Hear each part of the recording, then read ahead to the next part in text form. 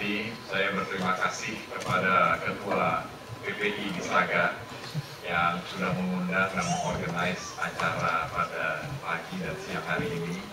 Tadi dijemput juga oleh seorang moderator di bandara tadi. Saya tanya, terus ngomong apa ini? Karena judulnya berubah 3 kali dalam 1 minggu. Yang pertama, ingat judulnya apa? Moderator aja lupa. Pakai bahasa Inggris, saya nggak ngerti artinya apa. Ada ekonomi kreatifnya, ada Indonesianya, ada sustainability-nya. Saya tanya sama staff, Jen, apa ini artinya? Apa-apa, pokoknya masalah ekonomi kreatif deh. Ini bahasa Inggrisnya nggak ngerti, apalagi bahasa Indonesianya dalam saya. Terus kemudian yang judul tadi Duta Karno Suratno tadi itu adalah judul yang dikasihkan kepada saya tadi malam. Jadi saya terus terang pada pagi hari ini mungkin agak sedikit mismatch antara audiensnya dan juga antara isinya. Tetapi saya terus terang merasa bangga bisa berada di tengah Bapak dan Ibu semua pada pagi hari ini. Tadi juga sudah dikenalkan oleh saudara moderator bahwa saya ini mantan pengusaha. Dan tadi saya juga lihat tadi trainer kita pada pagi hari ini sudah bicara tentang apa yang kita mesti laksanakan dalam hidup kita ini. Bagaimana kita berencana dan bagaimana kita mengeksekusikan daripada rencana tersebut. Karena saya yakin bahwa hal-hal tersebut adalah bagian utama penting di dalam bagaimana kita bermasyarakat dan membuat kita bisa sukses atau tidak. Bapak dan Ibu, saya kalau bicara tentang pengusaha ini punya arti tersendiri karena mantan pengusaha dan mantan ketua umum daripada pengusaha. Jadi saya seperti Mas Jamal tadi, saya tahun 9. Saya lahir tahun 69. Jadi Agustus ini umurnya 43 tahun. Nah, jadi kalau ditanya orang apakah sukses atau tidak, ya kita nggak tahu. Karena kalau sukses itu menurut hemat saya adalah ketika kita dibawa menuju istirahatan kita yang terakhir dan di situ dihitungkan. Kalau kita pengusaha, asetnya berapa, utangnya berapa. Kalau kita suami, ditanya sama istri, dia suami yang baik atau tidak. Kalau ditanya bapak yang baik atau tidak, kita mesti tanya sama anak kita, bahwa kita bapak yang baik atau tidak. Dan kalau kita berada di pemerintahan atau di masyarakat, masyarakat akan menilai kita, bahwa kita baik atau tidak. Jadi, untuk menjadi orang muda, punya tantangannya bermacam-macam. Tetapi dengan adanya demokratisasi Indonesia yang baru ini, saya yakin bahwa orang-orang muda seperti kita semua pada pagi hari ini mempunyai chance, mempunyai kesempatan yang baik dan bisa kita kerjakan bersama-sama. Yang pertama-tama, kalau kita berbicara tentang pengusaha, ada satu kata yang biasanya identik dengan kata pengusaha, diambil dari kata namanya entrepreneur atau entrepreneurship, bahasa Indonesia kewirausahaan. Kalau kita melihat di kamus Webster atau di kamus bahasa Inggris, apa artinya pengusaha itu? Sebenarnya sangat simpel, yaitu tentang pencipta nilai tambah. Jadi, pencipta nilai tambah itu sederhana. Kalau kita melaksanakan sesuatu, penciptaan nilai tambahnya tidak ada, maka apa yang terjadi? Artinya kita rugi. Nggak usah serius ini, kita santai-santai sudah ketawa. Artinya kita rugi. Jadi pencipta nilai tambah adalah bagaimana kita bisa melaksanakan value chain atau perpanjangan nilai daripada suatu pekerjaan, di mana keuntungan tersebut adalah hasil yang kita peroleh.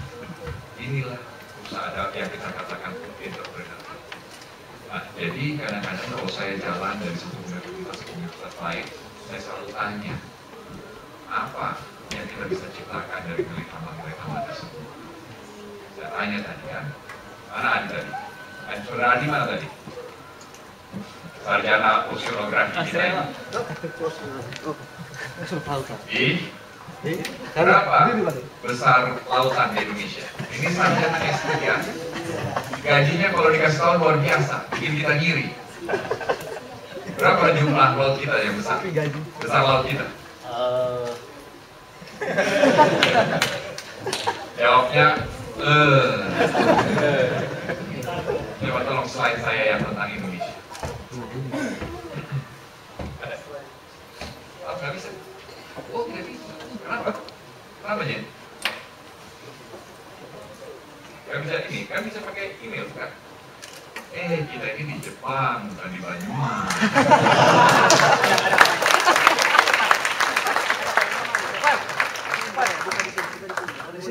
Saya tanya tadi sama S3, tamatan dari ITB, tamatan dari Brussels, dan dari Belgia dan Prancis. Ahli oceanografi kita. Berapa laut kita besarnya? Jawabnya A. Bukan toh. Sarjana Insinyur Pertanian dari Institut Pertanian Bogor. Berapa jumlah laut kita? Saya kasih contekannya karena tadi udah bilang minta contekan. Ini contekan.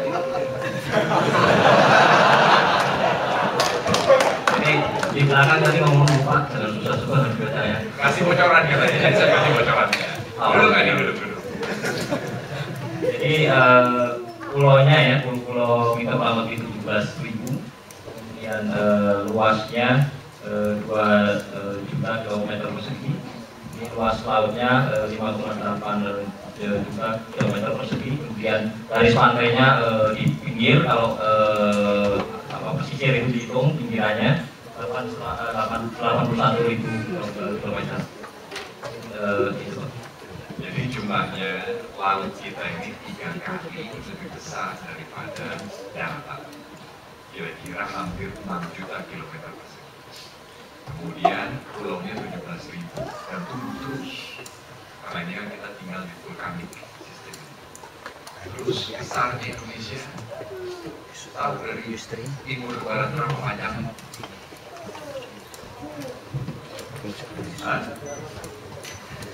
Boleh tulis sini? Jepang berapa? Kan pencipta nilai tambah. Pencipta nilai tambah itu mesti tahu dulu Indonesia ini apa isinya, gitu kan? Jadi saya kasih tahu bahwa panjangnya Indonesia dari timur ke barat itu 6.437 km. Tahu berapa banyak 6.435 km itu? Kalau akhirnya tadi saya PowerPoint. Kalau peta kita taruh di superimpus dengan peta Amerika. Panjangnya dari Los Angeles sampai ke Newfoundland. Nah, siapa yang naik kapal terbang ke Tokyo atau ke Osaka? Ambil sebentar, nggak dipakai semua. Naik kapal? Yang lain naik kapal? Naik sampan? Naik kapal? Besar sekali. Siapa yang dari Banyumas? Purbolinggo? Indramayu? Dari mana? Dari Indramayu? Oh, ini mahasiswa. Jadi kalau Anda kira-kira panjangnya itu, kalau kita dulu ingat dengan pesawat, Indonesia dari timur ke barat itu panjangnya kira-kira. Kalau Anda berangkat dari Bandara Haneda atau dari Bandara Narita sampai ke Jakarta, dan yang terbang dari Maroke terbang ke Sabang, itu yang di Bandara Narita ke Jakarta sampai duluan daripada yang terbang dari Maroke ke Sabang. Panjang. Jadi kalau terbang itu lebih dari 8 jam kira-kira. Kalau kita dari Tokyo ke Narita kan kira-kira 7 jam ya, dan dari Jakarta ke Narita. Jadi itu panjangnya Indonesia. Di dalamnya ada 17.000 pulau. Jadi kalau ada orang bilang, kenapa kok Indonesia masalah koordinasi jelek sekali? Ada yang bisa ngatur dari panjangnya dari Narita sampai Soekarno-Hatta, satu negara, bahasanya ada 500 bahasa. Percaya kan 500 bahasa? Orang di Jakarta pakai bahasa Indonesia, di Bogor pakai bahasa apa? Bahasa Sunda. 60 km kan sejauh ke Bogor kan?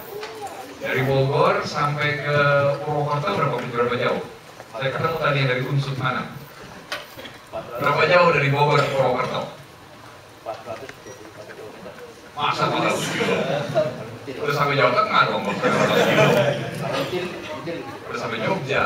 Ini udah sampai Jogja, kan perbatasan kan? Gitu.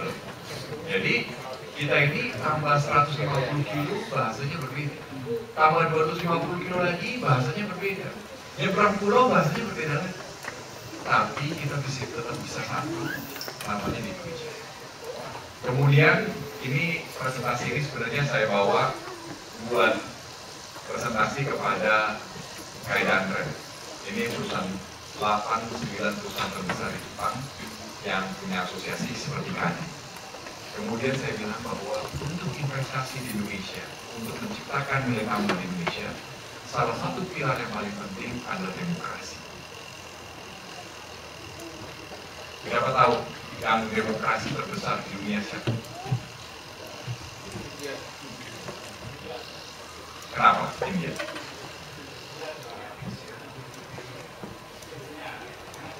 Sana ke sana. Berapa jumlah penduduk India? 1,1 miliar. Benar. Dari mana Anda? Hebat. Ya, kan dari India bahasanya beda. Soalnya waktu ngomong tadi nggak goyang-goyang kepalanya. Jadi kalau kata orang katanya demokrasi terbesar adalah India. Orangnya 1,1 miliar. Dan yang memilih katanya datang ke polling stationnya itu lebih dari 600 juta. Yang kedua siapa? China tidak ada demokrasi. Tidak ada pemilihan di China itu. Suka-suka pemerintahnya saja. Indonesia ketiga. Katanya yang kedua adalah Amerika. Katanya. Tapi saya bilang, mana bisa. Perdana Menteri India, Manmohan Singh itu dipilih oleh 500 orang di parlemen India. Jadi orang India yang 600 juta itu memilih 500 orang parlemen India. Parlemen India inilah yang memilih Manmohan Singh, Perdana Menteri India. Katanya mereka paling besar. Presiden Obama itu dipilih oleh 58 juta rakyat Amerika.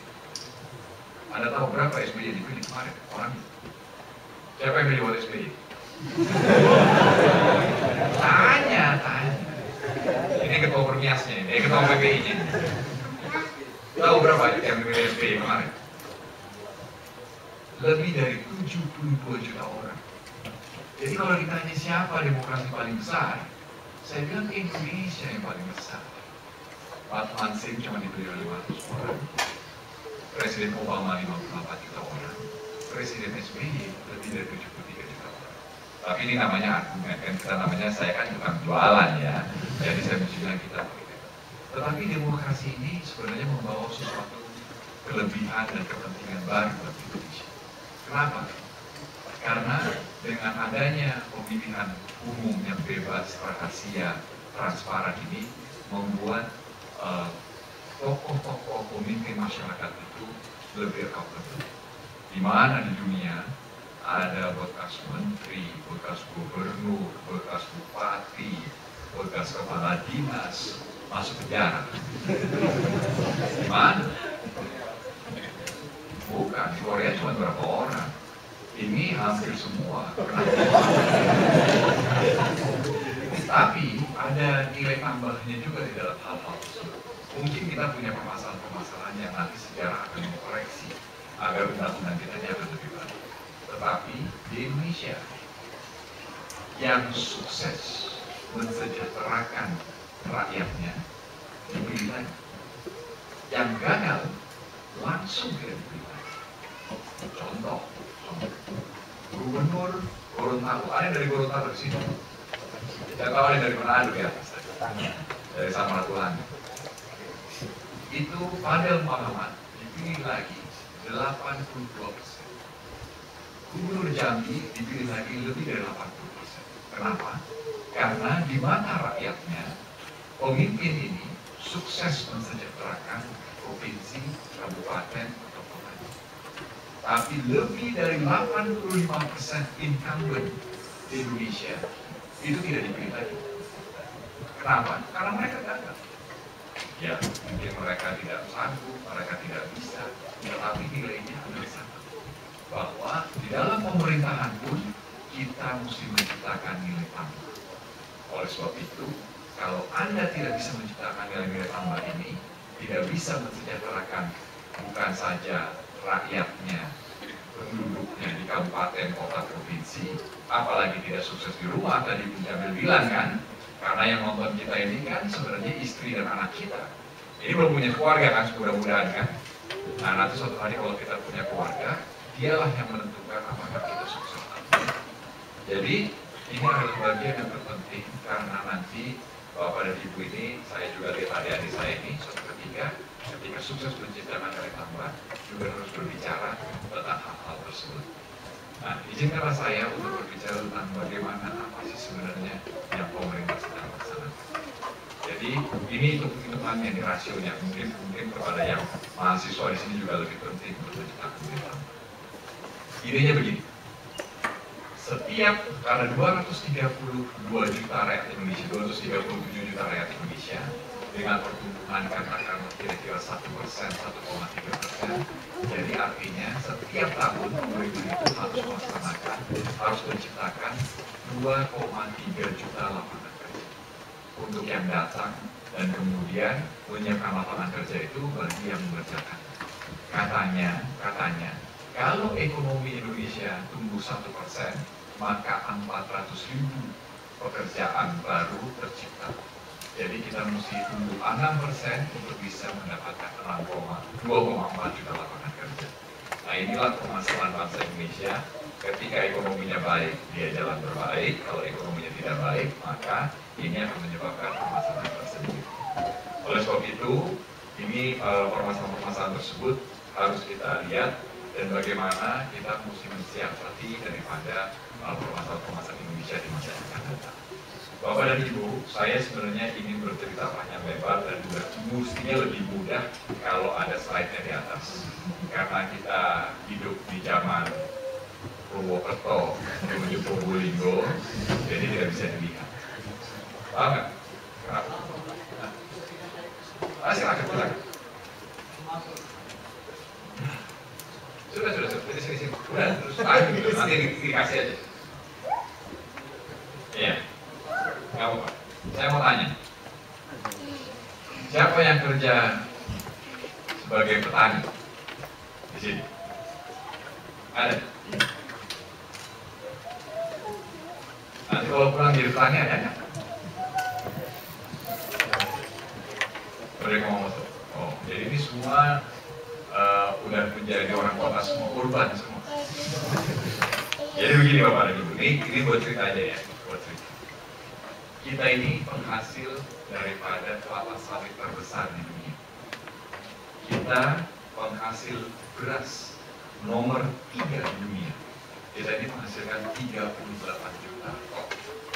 Tetapi berasnya kita makan semua. Karena orang Indonesia ini pemakan beras terbesar di dunia. Kadang-kadang kita mesti impor kalau ada El Nino atau El Nina, ini masalah environment. Kopi kita nomor 3 di dunia. Koko nomor 3 di dunia. Cereal biji-bijian nomor 6 di dunia. Buah-buahan nomor 7 di dunia. Tapi balik lagi, kita makan semuanya. Jadi terus kemudian juga nomor 7 di dunia. Artinya apa?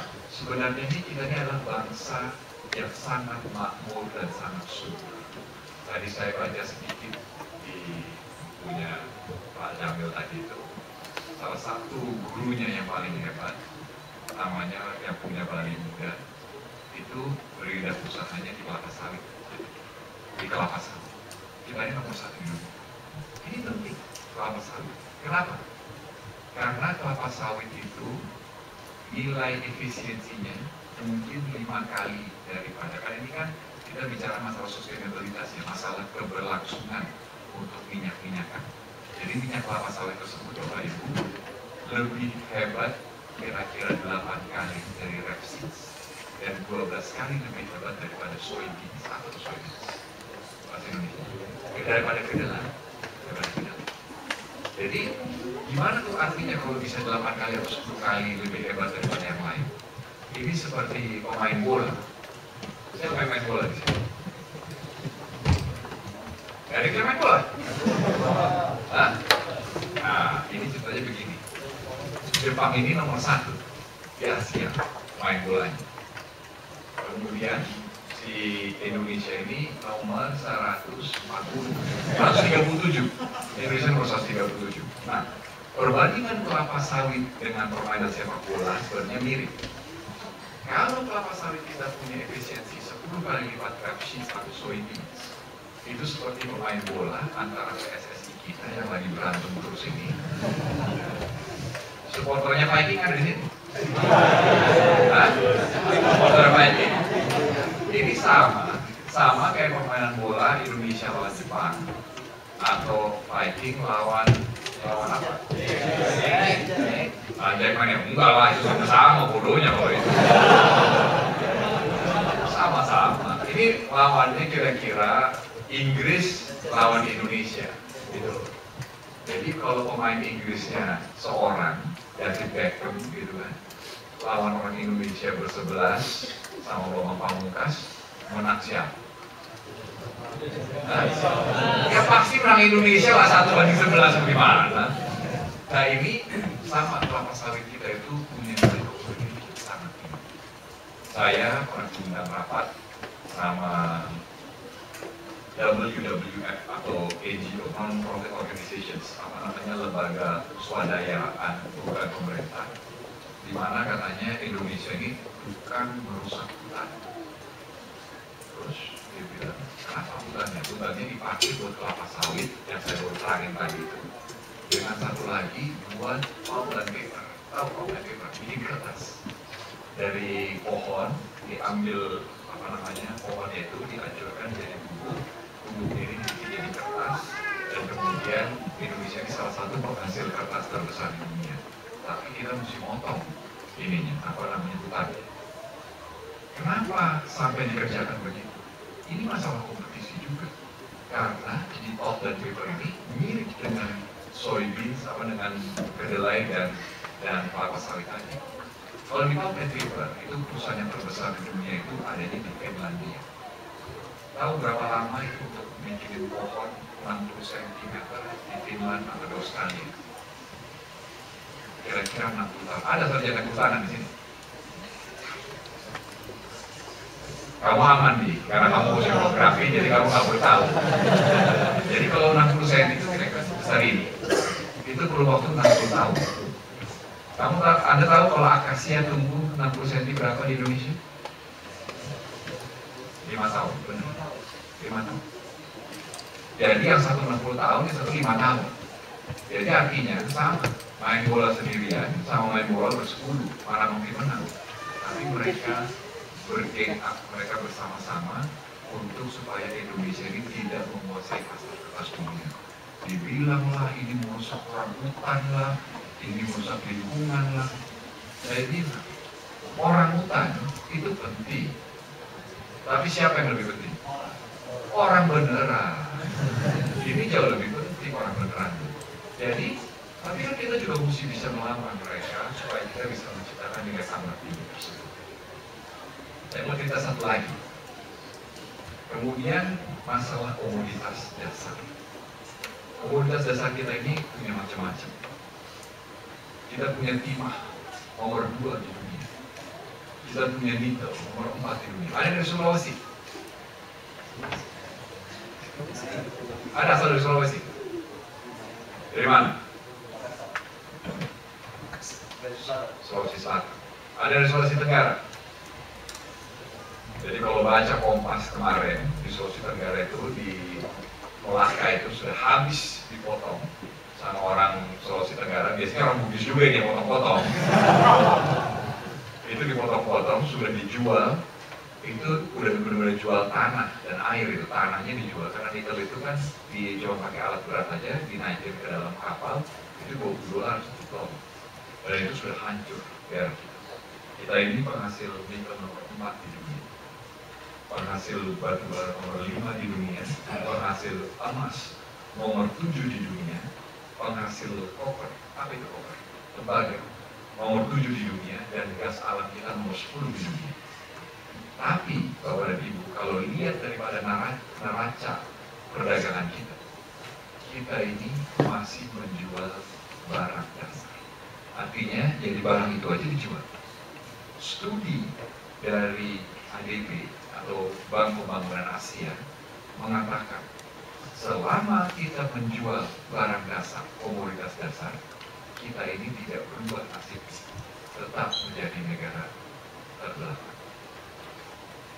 Kalau kita lihat, 53% ekspor kita masih berupa barang. Nah, ini saya ceritain sama orang Jepang kan. Ini di Bank Pembangunan Asia ini orang Jepang. Oh, dan apa? Jadi saya bilang, kita kalau kita jual barang mentah ini, kita tidak akan pernah kaya. Nah, inilah yang sekarang kita jual bersama-sama. Suatu ketika nanti habis itu barangnya, anak cucu kita, mungkin anak-anak bapak-bapak di sekarang di sini, sudah tidak lagi kebagian natural resources atau bagian daripada bahan dasar alam kita yang sangat kaya. Nah, inilah yang saya mau cerita sedikit tentang kegiatan-kegiatan ekonomi yang bisa dilaksanakan. Ketika saya menjadi ketua umum HIPMI pada tahun 2001, saya datang di Sulawesi, saya datang di Kalimantan. Saya bilang bahwa ini pengusaha kita sudah mesti berhenti jadi kontraktor, karena nanti kita ini akan hidup di daerah. Kalau kita lihat sekarang dengan cerita sekarang ini, di Sulawesi tahu berapa harga koko sekarang? Tahu koko? Coklat. Kita penghasil nomor 3 di dunia. Sekarang tahu berapa harga koko? Harga koko sekarang 2.500 dolar per ton. Jadi kalau orang Sulawesi ini, Bapak dan Ibu, kalau dolar ini 20.000 Pak, biar tambah kaya kita. Karena mereka sudah luar biasa hebatnya. Jadi saya utarakan kepada Bapak dan Ibu, nilai dasar kita itu adanya di hutan. Nilai dasar kita itu adanya di laut. Saya sebenarnya mau punya cerita kalau ada slide-nya gitu. Saya tanya sama insinyur kelautan ini, Bu Anton, kenapa laut kita ini ekspornya berapa ekspor kita? Saya udah tanya tadi kan. Ekspor hasil kelautan, kan saya tadi bilang 53% dijual masih barang mentah. Kalau kata Menteri Kelautan, ekspor kita ini kira-kira 4 miliar, 2 miliar. Tapi Thailand itu, lihat lautnya kan, kecil sekali kan, itu 3 kali kita. Dan Filipina itu 2 kali kita. Apa yang salah sama laut kita? Saya pergi sampai ke Ambon. Dia bilang, Pak, bagaimana kita mau tangkap? Solar tidak ada. Terus kemudian es tidak ada. Tadi kan ceritanya Pak Jamil tadi masalah ikan yang di freezer. Kalau di Laut Arafuru, itu tidak ada es. Tahu kenapa tidak ada es? Saya cek, kenapa tidak ada es? Oh, ternyata ada istilah di Ambon untuk listrik, namanya tempo. Listriknya itu tempo nyala, tempo tidak. Satu hari nyala, satu hari mati. Kalau listrik mati, tahu perusahaan es itu jadi apa? Jadi lendir itu es. Jadi tidak bisa dibuat apa-apa. Saya cek kan, oh kenapa nih kok listriknya mati terus? Saya cek itu ternyata turbinnya buatan Jerman. Hebat turbinnya, mereknya Siemens. Tapi buatan tahun 1968. Sama Bung Jamil umurnya. Kalau barang antik makin tua makin baik. Kalau turbin mana bisa makin baik, makin kacau ini. Gitu. Jadi turbinnya itu satu hari nyala, satu hari tidak. Efisiensinya kecil sekali. Tidak bisa buat bikin es. Artinya apa kalau tidak bikin es? Nelayan itu tidak bisa melaut lebih dari 8 jam satu hari. karena mereka perlu 4 jam keluar, gitu kan? 4 jam untuk kembali. Lebih dari 8 jam, ikannya jadi apa? Jadi bangke. Siapa mau makan bangke? Jadi kalau tadi kan punya bilang kan ikannya dikasih ikan hiu gitu kan? Kalau ditaruh di kapal itu nggak pakai es, nggak pakai apa-apa, yang mati semua sak hiu-hiunya mati. Ini yang menjadi penyebab bahwa ternyata pemerintah ini juga mesti punya tanggung jawab. Jadi saya utarakan bahwa saya cek kan, kenapa nih ditipu? Kita ini belum jadi kelas menengah. Oh, ini saya mau cerita lagi tentang kelas menengah. Jadi orang Jepang sekarang ini lagi investasi ke Indonesia luar biasa. Mungkin jumlahnya itu kalau tahun 90 sampai sekarang ini 20 miliar dolar, dalam 5 tahun ke depan akan lebih dari 20 miliar dolar lagi. Jadi Bapak dan Ibu, bahwa investasi Jepang ini datang karena dia bilang bahwa bangsa Indonesia ini sudah menjadi kelas menengah baru di dunia. Jadi apa itu kelas menengah baru? Kelas menengah baru itu adalah negara yang punya hasil GDP per kapitanya atau penghasilan per orangnya itu antara 3.000 sampai 5.000 dolar per tahun. Jadi antara 30 juta sampai 50 juta. Gampangnya, gajinya antara 3 juta sampai 5 juta satu bulan. Orang yang punya gaji 3 juta, 5 juta satu bulan sudah tidak mau lagi naik bis, maunya naik motor. Yang gaji 50 juta tidak lagi mau naik motor, maunya naik mobil. Jadi Toyota, Daihatsu, Suzuki, Nissan, sama Mitsubishi ini double kapasitas di Jakarta.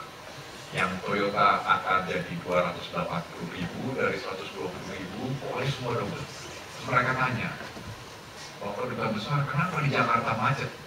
Ya gimana, kalau kamu jual mobil terus tambah, yang jalannya gak dibuat, gitu kan?